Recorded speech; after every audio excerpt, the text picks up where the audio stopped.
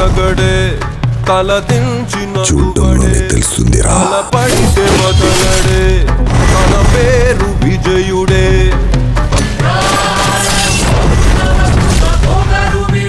వాడిని కంటిన్యూస్ గా వర్క్ చేస్తూనే ఉండండి.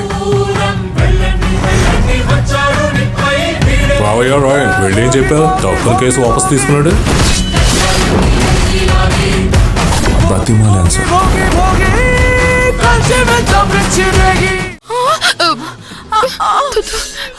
జయం మనదే. అయ్యో రామా.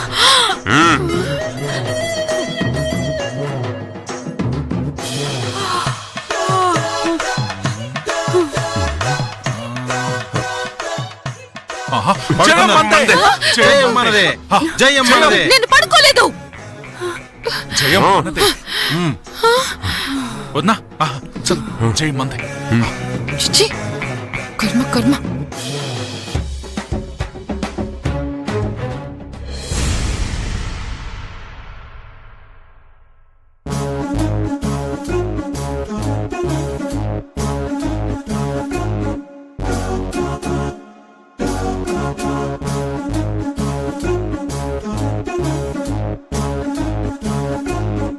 అమ్మా కనకదుర్గం తల్లి,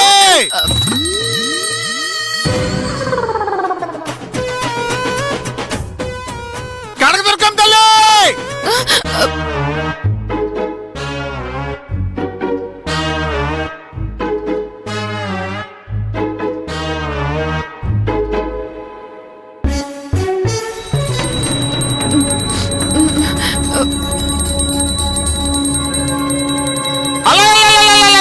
కనకదుర్గం తల్లి, జై కనకదుర్గం తల్లి, కనకదుర్గం తల్లి.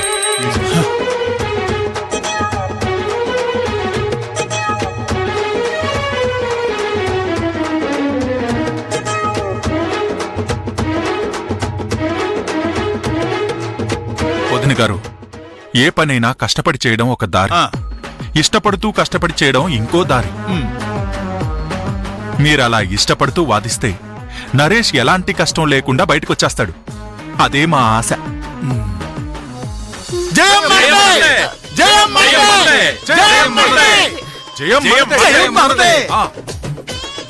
పదండి, త్వరగా బయలుదేరండి. నడవక్క. అసలు కొంచెం కూడా కదలలేను మల్లిక. నిద్ర ముంచుకొస్తోంది. కారులో నిద్రపోతులే. పద పద. నా వల్ల కావట్లేదు అక్క. నా తాళి నీ చేతిలోనే ఉంది. దయచేసి కోర్టులో నిద్రపోకు. నువ్వు ముందు పద. జయం.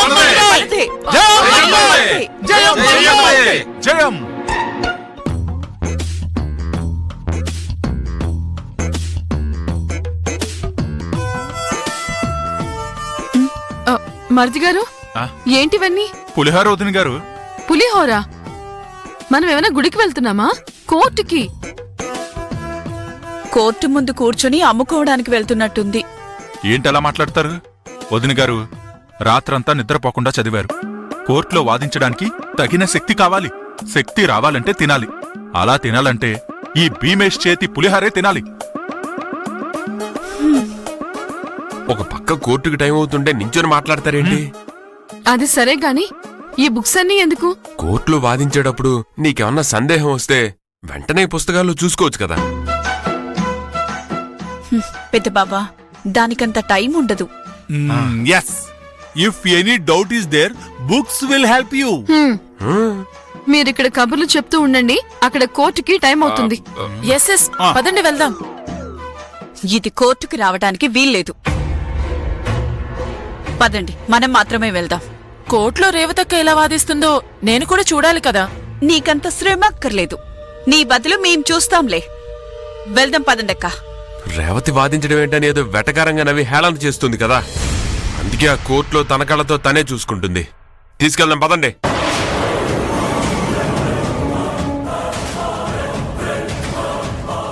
ఇదిగో ఈ పుస్తకాలు పట్టుకొని రా.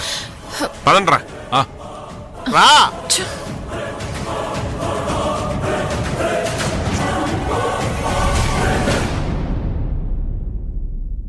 పట్టుకురా.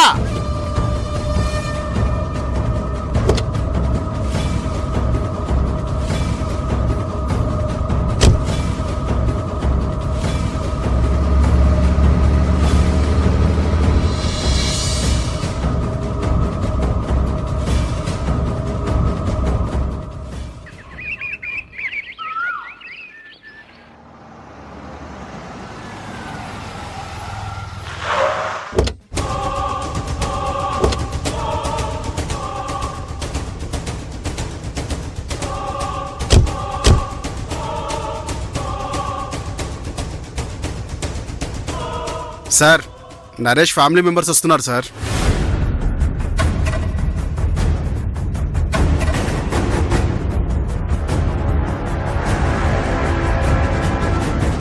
హలో, ఏంటి బుక్స్ తీసుకొచ్చారు? ఇది లా కాలేజీ కాదు, కోర్టు.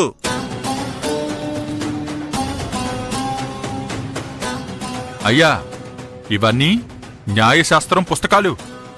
వదిన గారు కోర్టులో బాగా వాదించాలని మా కాంతారావు తాత తెచ్చిచ్చారు. ఇస్తే వీటిని కోర్టుకు ఎందుకు తీసుకొచ్చారు? In this case, if Vodini garu get any doubt, these books will help her.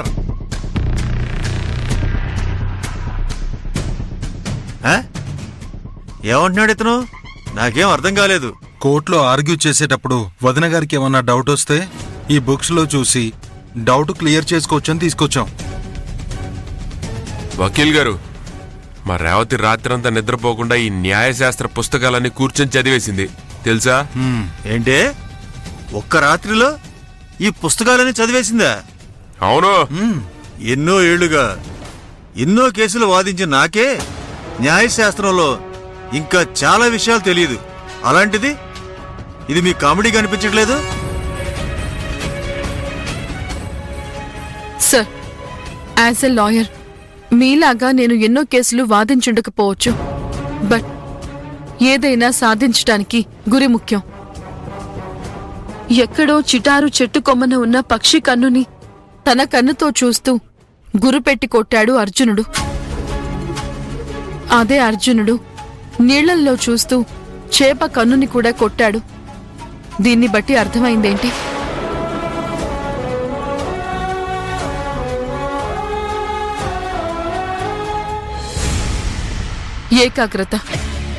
ఏకాగ్రతతో చేసే ఏ పనైనా ఎంతసేపు చేశాం, ఎన్నాళ్ళు చేశామని కాదు, ఎంత శ్రద్ధతో చేశామన్నది ముఖ్యం. ఒక్క నిరపరాధికి కూడా శిక్ష పడకూడదు అన్న న్యాయశాస్త్రం మాత్రమే నాకు తెలుసు. మా రేవతక్కది న్యాయమే గెలవాలన్న గొప్ప సంకల్పం. ఈ సంకల్పంలో ఖచ్చితంగా విజయం మాదే. ఓ, హంతకుడు భార్య మీరేనా? లాయర్గా అపారమైన అనుభవం ఉందన్నారు. అలాంటిది మీకు నిందితులెవరో హంతకులెవరో ఎవరిని ఎలా సంబోధించాలో తెలీదా గౌరవనీయులైన లాయర్ గారు?